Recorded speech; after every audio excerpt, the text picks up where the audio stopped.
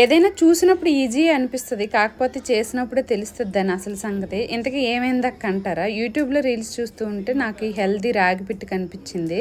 అబ్బాయి ఇంత healthy recipe ఇంత ఈజీగా చేయొచ్చా అని నేను కూడా చేయడం ట్రై చేశాను అనమాట. కాకపోతే ఇది అట్టర్ ఫ్లాప్ అయింది. ఎందుకు నేను ఎక్కడ తప్పు చేశాను అన్నది మీరే చెప్పండి. ఫస్ట్ అయితే నేను తడి పొడిగా రాగి పిండి కలుపుకొని దాన్ని అయితే ఇలా స్టీమ్ చేసేసాను అనమాట. స్టీమ్ చేసేటప్పుడు తొందరగా స్టీమ్ అవడానికని కొంచెం కత్తితో ఇలా ఘాట్లు పెట్టేసి దీన్ని కొంచెం పైన వాటర్ మళ్ళీ చల్లి స్టీమ్ చేశాను. అక్కడే తప్పు చేశానేమో, కొంచెం తడిగా అనిపించింది నాకు.